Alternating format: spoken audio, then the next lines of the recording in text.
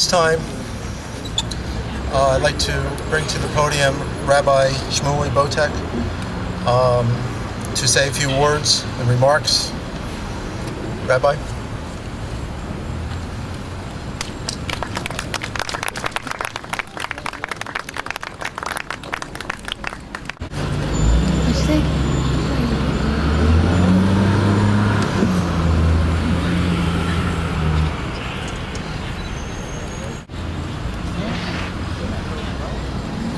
Mr. Mayor, members of the Englewood City Council, City Manager Dacey, our brave police corps and our fire department, and all of its officials. Ladies and gentlemen, for those of us who just this morning may have visited the Starbucks on the corner and been faced with the choice of ordering a cinnamon dolce latte or a white chocolate mocha. For those of you who may have gone down to ShopRite and been faced with the choice of whether you were going to buy a generic brand of pasta or a name brand. Or for those of you who may have even visited one of the car dealerships here and faced a larger choice that involved tens of thousands of dollars. Come with me. Come with me back 10 years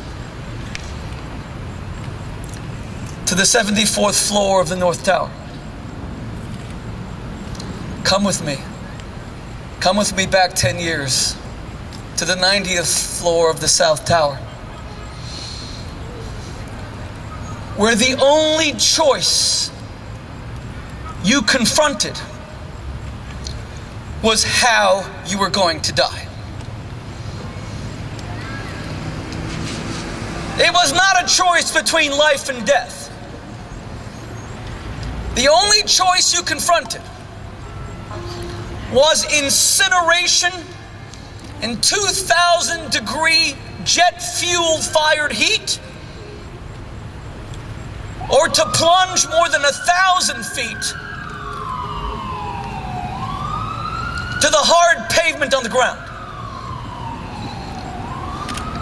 Come with me to these floors where the only choices faced by our brothers and sisters was the phone call you were going to make for the last time, and to whom it would be. Would it be your children? To tell them that you love them because you would never again see them? Would it be your parents? Would it be your spouse? Never before has evil been so malevolent that it forced people into choosing how they would become their own murderers. Even the Nazis imposed death upon the Jews. There was no choice. Even the slave owners and transporters imposed death on 1 out of 2 slaves brought from Goree Island in modern Senegal. You were going to die in chains. There was no choice. But to conjure up a level of evil where people become complicit in their own demise, this is something we have never witnessed. Indeed, the only choice that was given to the people who were there that was truly free was the choice to curse their Americanness. They knew they were targets for no other reason than they carried a certain citizenship, or that they found themselves on American ground. On the day after Labor Day in New York City, it is not a crime to wake up early and get into one's office to feed one's children. It is not a crime to climb stairs against a flood of humanity laden with oxygen tanks and hoses and flame retardant materials to perform one's duty. These are not crimes. You are dying for nothing. You have done nothing to earn this. And the only thing left to you is to leave one message to one relative that says, I hate being an American. If I were living in Britain or Switzerland or Spain, I would not be dying right now. But no such message exists. To the contrary, honoring that flag, loving our nation, even when we died for it, that is the legacy of 9/11. A nation that has no ethnicity,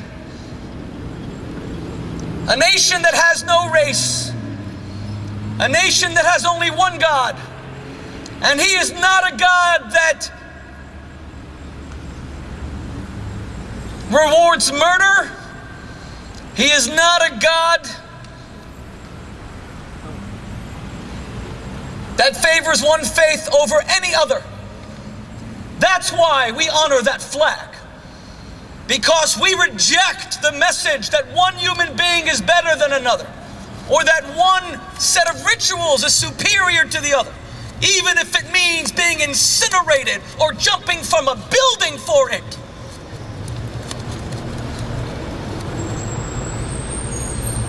I am a reader of the Bible.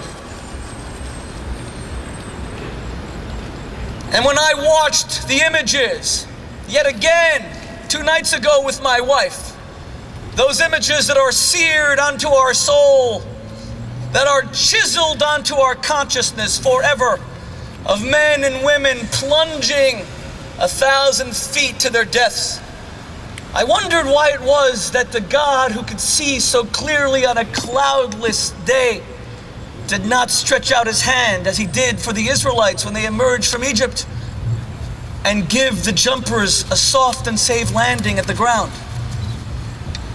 When I watched the firefighters have their bodies turned into dust and ashes, I wondered why the same God who created Adam of dust and ashes did not breathe life into them as well, so that they too might return safely to their families. When I watched airplanes flying at 400 miles an hour go directly into buildings, I wondered why the God who took the Israelites out of Egypt and gave them protective clouds of glory could not have created some sort of barrier that would have forced those planes to bounce off harmlessly. Of all the questions that are left to us of that tragic day, that none shall ever forget 10 years ago, is the question of how God watched it all in silence. Our mayor is a brave man. He invited people of faith to speak at our city's commemoration, unlike yesterday, where there was not a single person of faith at Ground Zero. And when a mayor accords pastors and rabbis and imams the opportunity to address an audience, we must ask the greatest of all questions: where was God at Ground Zero? And my friends, it is time for each of us as a community, beginning here in Englewood, a city that acted defiantly against a sponsor of international terror, Muammar Gaddafi, when all of us came together, each and every one of us, to push him out. It is time for each of us to embrace a defiant faith, a faith that challenges God and says to God, no more 9/11s. You must act in history, that evil dare not triumph, that we dare not comfort another widow or sit with another bereaved and orphaned child. It is you, God, who taught us that life is of infinite value and that every life is sacred. Show us that you believe in that same message. I am a Jew and I have absolutely no conflict with Islam. Muslims took in my people when we were kicked out of Catholic Spain in 1492 in the Spanish expulsion. Muslims took in my people to Istanbul in the Ottoman Empire. I am a brother of every man and every woman. And I know that as long as God remains silent, then we must act in His stead. Then we must give voice into that deafening silence. That so long as God chooses to be invisible, we must be all too visible. I know there are so many political debates today about unions in the state of New Jersey, but it's quite amazing. 9/11 had no such debates. Yes, we have to save money, we have to spend wisely, but there were no debates about the people who go up stairwells prepared to die so that others may live. They were never invisible, and their voice was always heard.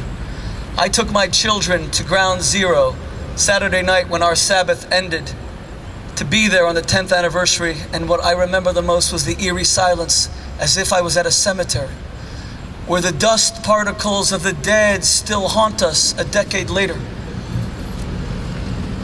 I saw anonymous cards from florists, flowers that were strewn about, and the card said, "Deliver to Ground Zero, leave outside." There was no name. All across the country, people were sending flowers. The love that exists in this nation, it dare not be felt only in moments of tragedy. It must also be present in moments of triumph. Because in the final analysis, the evil man who perpetrated this act, to whom our hearts shall give no sanction, and to whom our conscience should brook no forgiveness, because they never sought forgiveness. They thought that their souls would go heavenward when they struck a blow for their fraudulent knowledge of understanding of God. But my friends, the truth is, as soon as their wretched souls left their bodies, it went straight to the abyss and flying right past them. Like a comet through the sky, like a rocket to the stars, were the souls of the jumpers, upon whom gravity could exert an influence only over the body.